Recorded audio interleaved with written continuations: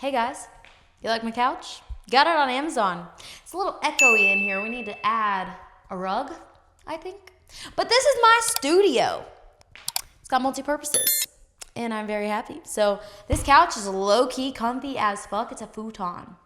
Amazon has my heart for the rest of my life.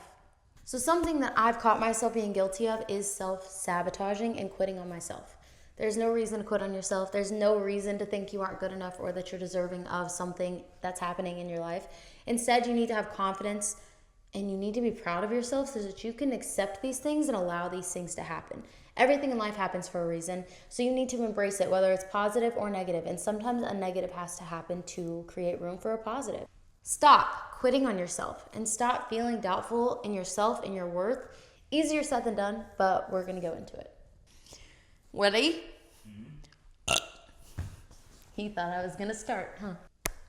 Hopefully in this video, I can teach you how to recognize self-sabotaging patterns. It is something that I've had to work on myself, and it honestly sucks. And it sucks to come up to the realization of, oh shit, I'm really sabotaging myself. And it's kind of a, why would I do that to myself type of thought? But I'm going to help you recognize so that you can move past it and so that you can start accepting greater things. So something that I've realized is self-sabotage usually comes from fear of failing or fear of success. And it's usually you procrastinating or, oh, I failed, I'm going to start over again on Monday. It's you not being able to fully commit to something right away. Always saying, okay, I'm going to start over or giving yourself grace periods. Grace is fine, but there's a difference between grace and never starting and never fully committing. You have to fully commit to anything in life. So start looking for procrastination or always restarting. If you really are about something, you're going to start right now. Nothing's going to stop you. And right now I may not be in this minute because maybe you're in the shower, you're taking a shit, but like after that.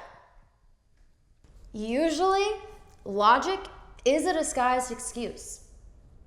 Think about that. So I'm too busy, meaning you're not prioritizing the right things for your time, or this, that, the other just is holding me back from starting this. You're using logic to make an excuse, when in reality, you change your way of thinking, you change your mindset into, how do I solve not having time for this? Or how do I find a solution to the problem I'm receiving rather than allowing it to control the outcome? That's usually a disguise.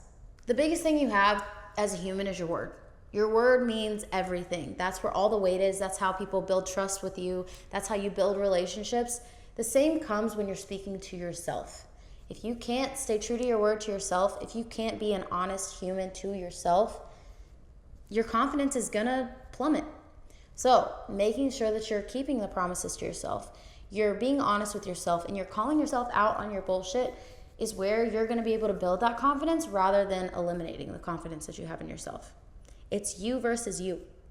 So make sure you have your own back. So with all of this, the first step is to call yourself out with compassion. Not shame yourself or not put yourself down, not feel guilty, but just noticing the way you're speaking to yourself, the actions you take. Calling yourself out and being like, okay, this is not actually the direction that I want to go. I want to actually move in this direction. Calling yourself out and acting on that with compassion rather than being like, oh, you fucking suck. You won't ever succeed in anything. That harmful talk to yourself is only putting yourself down and making those thoughts stronger. So eliminate negative thoughts, eliminate negative feelings, and start replacing them with positive action and positive words. Ugh. Sorry, my hair is like wet and tingly at the same time. I low-key took a brush and I just wet the brush and I like made my hair not as crazy looking. It smells really yummy. Moroccan oil. I smell like a mermaid. Let's hit a little recap, and this is also going to help you self-check if you are self-sabotaging. Are you constantly procrastinating? Constantly starting over on a goal that you're working towards? Are you constantly breaking promises to yourself, and are you disguising logic with excuses? So just to tell you a little bit about me, I was a personal trainer at a corporate gym for years. I thought I would always be in the gym space in person, and I kind of had to be okay with not being in control of my life 100%.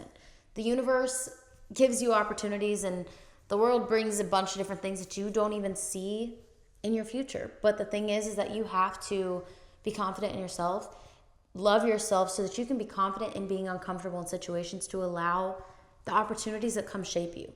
I have been very guilty of limiting myself and putting myself in a bubble because I came from a super small town in Kentucky. I'm one of very few that moved out of the town that I lived in. It's very uncommon. So sometimes it was hard for me to picture like, oh, I can be a business owner. I can be successful in myself. I can do things that scare me. I can do all of these things. So at first, I was looking at all the reasons why I shouldn't do it, or I was making excuses or not starting because I was so scared of failing. Take it from me, I used to self-sabotage, and there may be times that I still do, but at the same time, I would not be in the position that I am today. I do social media, but I also own, and we're working on a couple other businesses. We are launching a bunch of things all at once, and it is not something that I necessarily saw myself doing. I thought I was gonna own a gym and just be a badass gym owner. Sometimes you just have to envision it, manifest, and just start going. And then life may take you on a little detour here and there. Maybe you go this way when you wanted to go this way, and you got 8 things by the time you get to this one. So not all the time a negative is actually a negative. Just has to be there so a positive can come into play. Jeans, I hate jeans. I really do, because they're so tight and restricting. Even though they're big in my waist, the second I eat, I unbutton these suckers. So now let's go into setting goals that are actually obtainable and that are realistic. That's a big deal in breaking this self-sabotage cycle that you have. You gotta start with setting goals that are specific and measurable. So saying, I'm gonna get fit versus I'm gonna go to the gym 3 times a week. They're meaning same thing and the same outcome is gonna happen, but tying yourself to a commitment is going to get you to, I'll get fit. You saying I'll get fit means eventually, maybe 10 years down the road, you're gonna be fit. But there's no weight behind it. There's no commitment. There's no dedication to it. I'll work out 3 times a week is going to get you fit because for one, it's measurable. You know how many times a week you're going, but you're also making a commitment for yourself and it's specific. Start tying your goals to something meaningful, not vanity. For example, I want more energy to spend with my kids. Big goals are great, but if you aren't celebrating your little wins along the way, you are going to lose focus. If you are only working to own your own business, but you aren't documenting everything that you are doing along the way, you're never going to give yourself credit. You're never going to be proud of yourself. It's never going to be good enough. You have to give yourself credit. You have to be proud of yourself. If you're not proud of yourself, you're being a little negative Nancy, and your negativity is going to play into the manifesting that you're doing. Manifest positivity, not manifesting negativity. Next, procus. Procus is a crazy new word that I just invented. I hope you guys use it. It's a mix of process and focus, I guess. Focus on process goals, not outcome goals.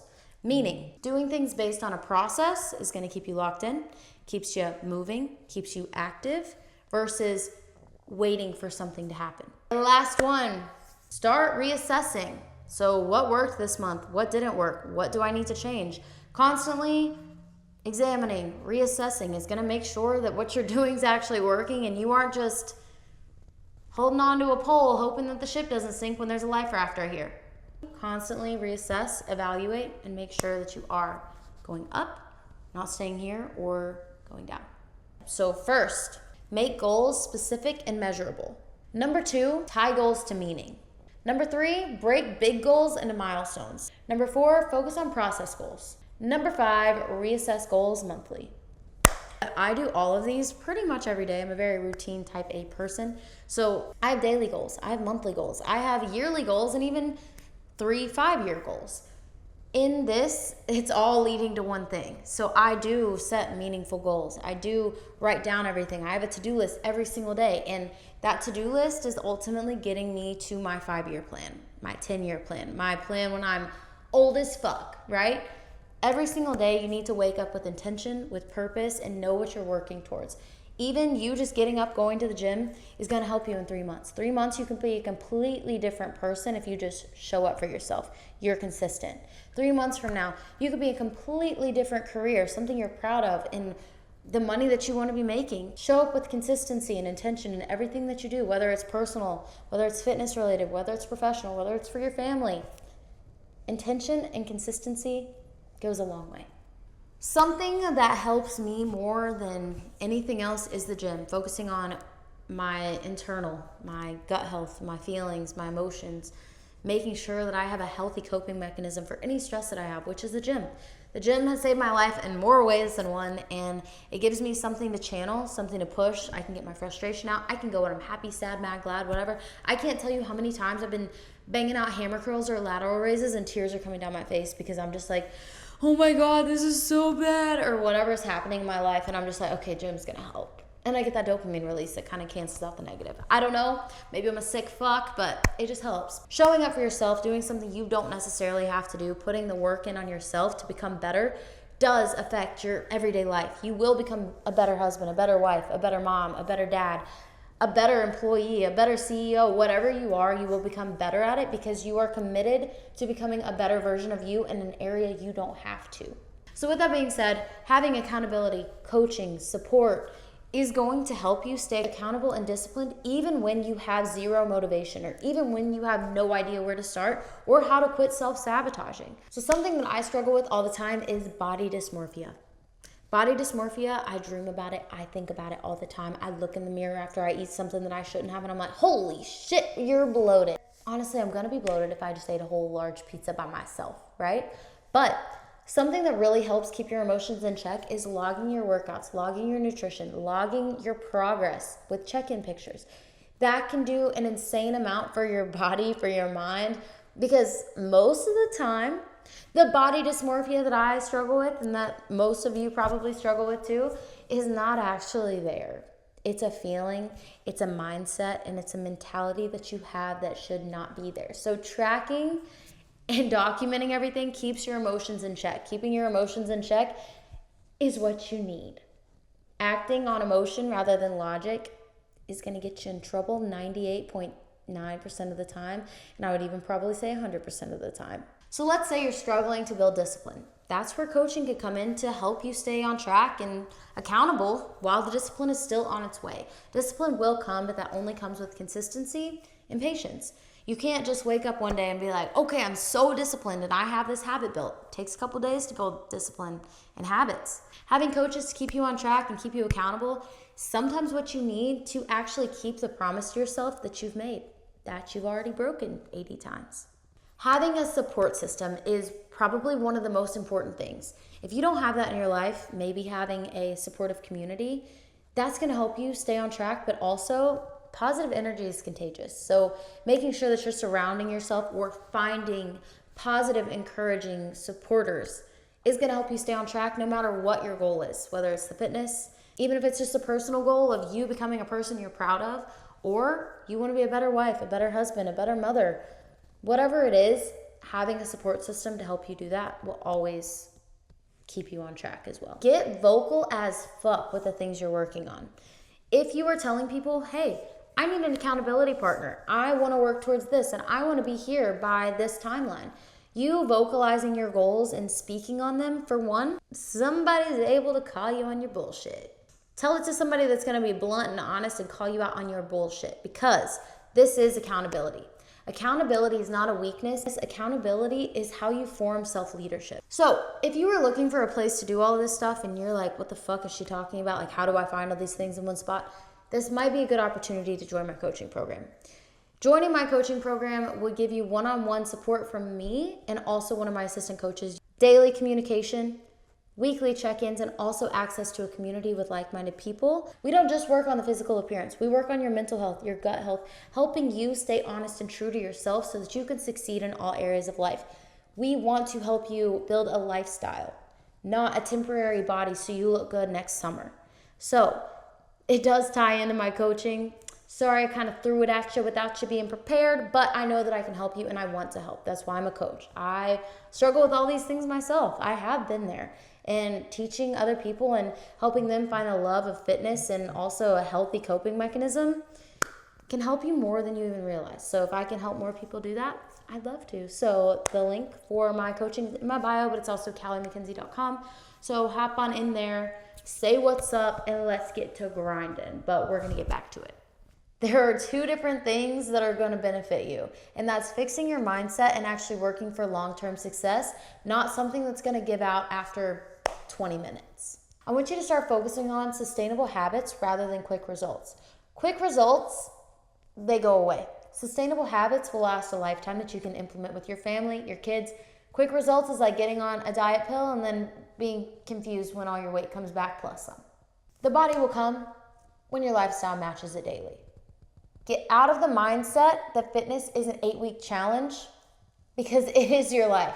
It is what you're going to do for the rest of your life. If you only have an 8-week timeline, you're going to disappoint yourself every single time. And if you can't commit to yourself for longer than 8 weeks, how are you going to achieve anything?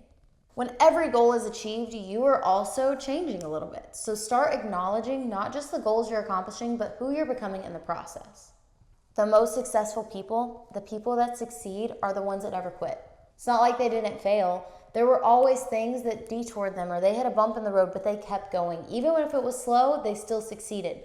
So every single person that you look up to, you're like, oh shit, I want to be like them. They failed at some point. You don't know, so stop thinking just because you hit a negative spot, or you failed, or you disappointed yourself a little bit, that that's your excuse to stop. Instead, you need to look at, okay, what happened this time? Do I need to do it again because I fucked up, or is it the actual process that I'm doing that was a fuck up? How do I adjust? Find a solution rather than using it as an excuse to quit. Self-sabotaging is always going to put you in the worst spot you need to be in. Self-sabotaging is always going to hold you back. You're always going to have limits that shouldn't be there. Ultimately, you are setting yourself up for failure every single time when you're the most scared to fail. If you need help with just creating a better life for yourself, a better mindset, a better lifestyle, join my coaching program. I'd love to teach you and help you get there. Coaching is a great coping mechanism, but it also provides accountability, support, discipline, and it teaches you not to rely on motivation, because motivation is an emotion. Emotions fade, they change, they're not consistent. Discipline is something you do day in, day out, no excuses, no fucks given. You just have a promise to yourself, and this is when you actually stay true to yourself this time. Coaching is where it's at. If you need help, the website is CaleighMackenzie.com. You'd get a customized exercise plan, meal plan, daily accountability, weekly check-ins, community support, and so much more, just to make you proud of yourself for once, because you deserve that. So if you want to join, I would love to have you. Tap the link, fill out the little questionnaire my sales team will get with you, and then you'll be ready to go today, even if you want. So stop waiting until tomorrow, because tomorrow may not come. Be proud of yourself now. We are going to go into a little bit more of life talks and just mindsets, because so many of us have such limiting mindsets, and that's a reason you're not proud of yourself. You're not becoming who you want to be. So I'm going to talk about it because I do have some experience in it because of all the things that I'm doing in the life that I've lived. So if I have the knowledge and if I have the experience, I'd like to help somebody. Tap the sub button, leave a comment, tap that like button, and come back next week, because we will have some more videos for you to watch. So I hope to see you soon.